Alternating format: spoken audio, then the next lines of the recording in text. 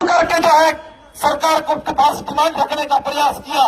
एक साथ 3-4 एमपी के लोग जो है ना, एमपी लोग जो है ना, एक मीडिया को एड्रेस करने का प्रयास किया, हाउस में बात रखने का प्रयास किया। चाहे जिस प्रकार से जो है हमारे होल लैंग्वेज के लिए यदि 8 शेड्यूल में इंक्लूड करने का मामला पार्लियामेंट्री प्रोसीड्यूर के तहत अगर यदि ये नहीं ला सकते हैं तो प्राइवेट बिल को जितना भी मान लिया प्रोड्यूस करने का मामला हो, चाहे आपका बीजेपी का सांसद हो, चाहे आपका कांग्रेस का सांसद हो, उसमें कितने एमपी आपकी भाषा को 8 शेड्यूल में इंक्लूड कराने के लिए जो प्राइवेट बिल प्रोड्यूस होगा, 10 होगा, 12 होगा, 15 होगा, 20 होगा, कितने सांसद जो है ना आपकी भाषा के लिए इंटरटेन करेंगे।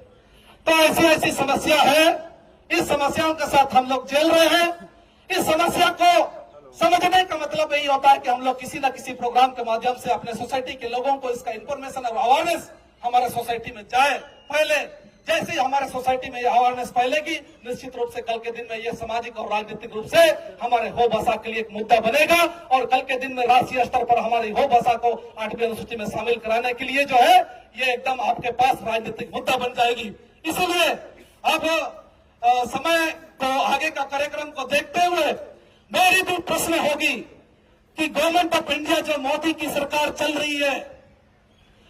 आज प्रधानमंत्री, गृह मंत्री, राष्ट्रपति से हमारा डेलीगेशन बहुत बार मिल चुका। आपने सीताकांत महापात्रा कमेटी 2003 में बनाया, आपने पौवा कमेटी 1996 में आपने फॉर्म किया, इसको आपने जिम्मेदारी दे दी। ये जिम्मेदारी देने के बाद इस लैंग्वेज को 8 शेड्यूल में इंक्लूड करने के लिए ना आपने मीटिंग की, ना प्रोसीडिंग्स किया, और ना तो जो ऑफिशियल लैंग्वेज डिपार्टमेंट और जो पार्लियामेंट्री कमेटी है जिसमें होम मिनिस्टर ही उसका चेयरपर्सन है, और होम मिनिस्टर जब चेयरपर्सन है तो 20 जन जो आपके मेंबर ऑफ पार्लियामेंट से है, बाकी 10 जो है आपका राज्यसभा से है। इन लोगों ने भी इस लैंग्वेज को 8 शेड्यूल में इंक्लूड करने के लिए ना आपने मीटिंग की, ना कोई चिट्ठी दिया, और आज तक भी जो है ना, इसके पहले राइट टू इन्फॉर्मेशन 2005 के तहत हम लोगों ने गवर्नमेंट से ये इन्फॉर्मेशन कलेक्ट करने का प्रयास किया। जो राइट टू इन्फॉर्मेशन का चिट्ठी भी हम लोगों ने रजिस्ट्री डाक में डाला तो उसका जवाब भी आज तक हम लोग को मिल नहीं सका। इसलिए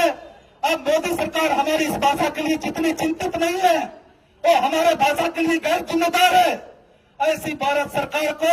इस मंच के माध्यम से हम चुनौती देना चाहते हैं। आज जनसंख्या के आधार पर आज हमारे समाज में राजनीतिक दल नहीं है, इसके आधार पर और हमारे समाज के लोगों में राष्ट्रीय स्तर, क्षेत्रीय स्तर का राजनीतिक जागरूकता जो नहीं आया है, उसके वजह से अब हमको कम आंक रहे हैं। लेकिन किसी भी समाज में